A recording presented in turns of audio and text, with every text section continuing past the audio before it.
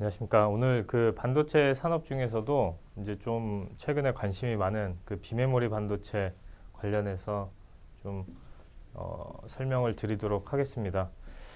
일단은 뒤에 내용이 상당히 많은데 서머리 부분만 보고 간략하게 말씀을 드려야 될 것 같습니다. 시간 제약이 있기 때문에 일단은 비메모리 반도체, 메모리 반도체 먼저 간단하게 좀 점검을 해보면은 메모리 반도체하고 MLCC 같이 이렇게 좀 가는 사이클이라고 보시면 될 것 같은데 일단 2020년도에 이제 좀 수요 증가율이 좀 기대가 된다. 그러니까 올해까지는 수요가 상당히 안 좋았지만 내년도부터는 좋아질 수 있는 그런 배경이 결국에는 5G 때문에 인프라 구축이 5G 인프라 구축에 따라서 엣지 컴퓨터 수요가 증가한다는 것은 거기에 들어가는 그 메모리 반도체랑 그 MLCC 같은 수요가 상당히 견조할 거다라고 전망을 해볼 수가 있을 것 같습니다. 단기적으로 봤을 때 지금 재고자산 회전율이 바닥권에 진입을 했습니다. 그리고 이제 MLCC랑 낸드 플래시 같은 경우에는 2분기부터 재고가 감소할 걸로 전망이 되고 있고 D램 재고 같은 경우는 3분기부터 감소할 걸로 전망이 되고 있습니다. 그래서 단기적으로 이제 주가는 이제 바닥권에 왔는데 이 재고가 감소하는 게 어느 정도 확인이 돼야 이제 추세적으로 주가 반등이 나올 수 있다고 생각을 하고 있습니다. 그래서 이런 것들이 확인되기 전까지는 어느 정도 그런 트레이딩 영역이라고 볼 수가 있을 것 같고 이런 것들이 확인이 된다고 하면은 조금 추세적으로 내년도 수요를 보면서 추세적으로 반전이 나올 수 있지 않을까 이렇게 생각을 하고 있습니다.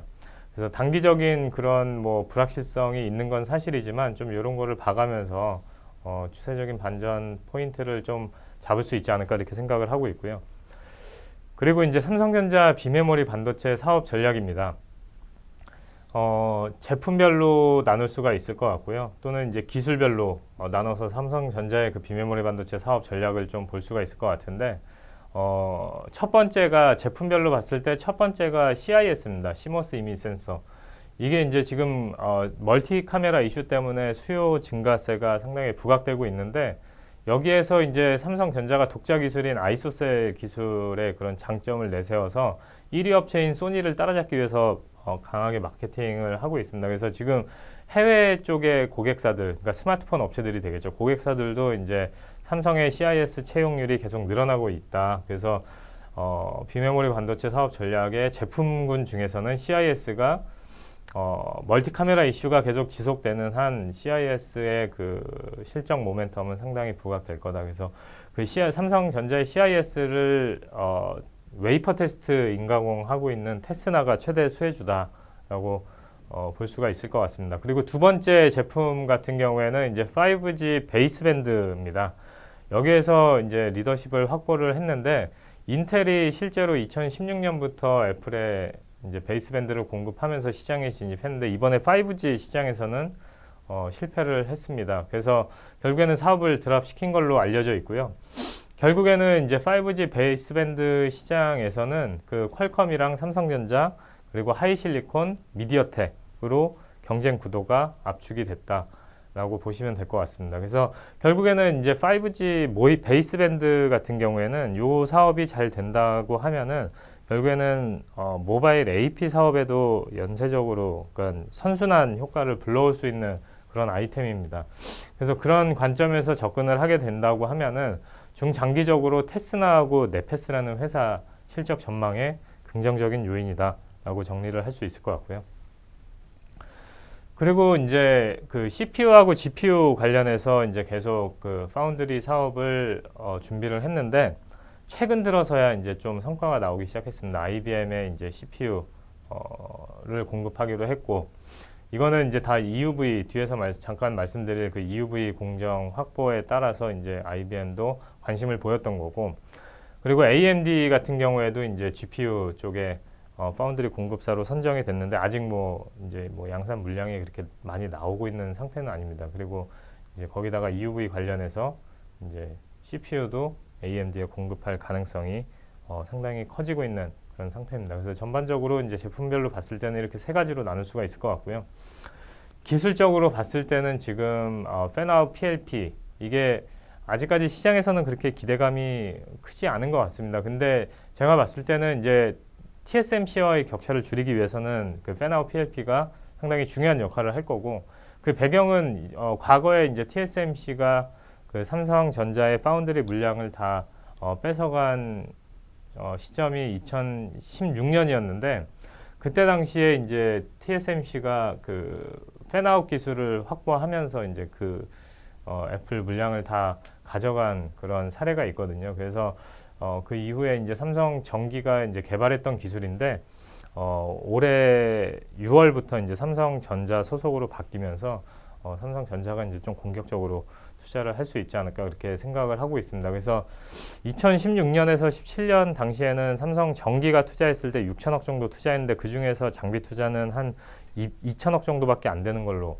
파악이 되고 있고, 2019년에서 2020년 이제 삼성전자로 넘어간 이후에 삼성전자가 투자를 해야 될 규모는 1조 원에 달한다라고 이해를 하시면 될 것 같습니다. 그래서 6월 1일자로 이제 넘어가게 되면서 이제 좀 투자가 가속화될 수 있지 않을까 이렇게 생각을 하고 있고, 그거 관련해서는 이제 이오테크닉스하고 사이맥스 같은 회사가 수혜를 볼 거다.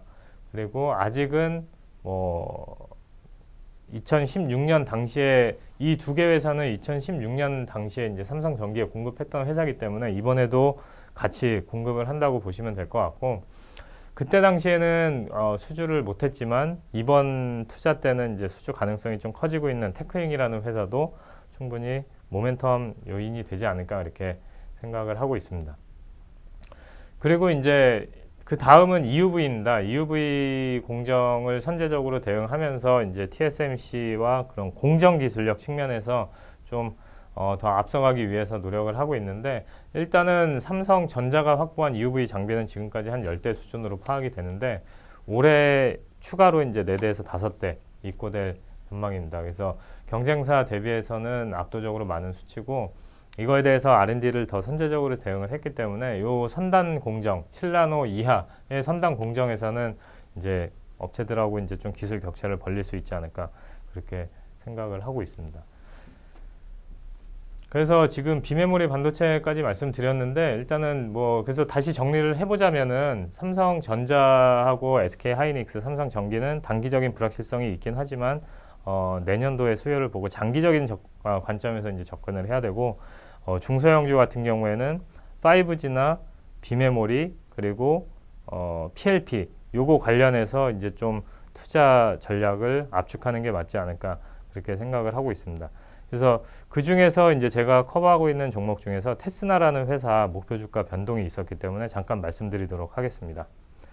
네, 테스나인데요. 목표 주가 변동이 있어서 일단은 2분기 영업이익 추정치가 이제 시장 기대치를 좀 상회할 전망입니다. 시장 기대치는 60억 미만인데 65억 원 기록할 전망이고요. 이게 뭐 CIS 앞서 말씀드린 것처럼 삼성전자의 그 CIS 물량이 늘어나는 효과가 있다고 보시면 될 것 같고, 올해 연간 영업이익 추정치를 원래 270억 정도 예상을 했는데 300억 원으로 상향 조정했습니다. 멀티카메라 채용이 생각보다 가속화되고 있다. 이게 메모리 반도체 가격이 하락하면서 스마트폰 업체들의 본코스트 부담이 좀 완화되는 측면이 있고, 거기에 있어서 이제 멀티카메라 마케팅 포인트가 이제 더 용이하게 활용되는 그런 상황인 것 같습니다. 그래서 그런 측면을 좀 반영을 시켰고요. 여기서 이제 그 투자 의견은 바이 유지하고 목표 주가를 6만 원으로 상향했는데, 일단 실적 추정치는 지금 말씀드린 대로 한 12% 정도 상향을 했고, 타겟 멀티플을 기존의 12배에서 15.5배로 상향 조정했습니다. 결국에는 더 크게 봤을 때는 이제 국내 비메모리 반도체 에코시스템 강화에 따른 수혜가 동사에 집중이 될 걸로 예상이 되고 있기 때문인데, 과거에 이제 지금 6년 만에 오는 이 회사가 6년 만에 이제 대규모 캐펙스 사이클에 진입을 했습니다. 근데 이번에는 좀 실적 전망 가시성이 그때 당시보다는 훨씬 더 높다고 판단을 하기 때문에 뭐 그때 당시에 받았던 멀티플이 한 15배 정도 되거든요.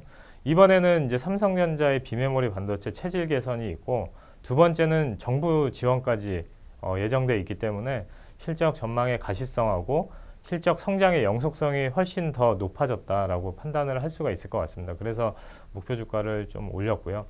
이게 결국에는 이제 에코시스템 강화에서 정부가 하고 있는 거는 이제 관련 업종 대상으로 R&D 투자 지원이나 세제 혜택을 검토하고 있고, 이제 중소기업들이 이제 더 원활한 사업 추진을 위해서 이제 좀 준비를 해주는 것 같습니다. 그래서 그런 거 관련해서 본다고 하면은 지금 최근에 주가가 많이 올랐지만 아직은 이제 더 업사이드를 보고 접근을 할 수 있지 않을까 이렇게 생각을 하고 있습니다.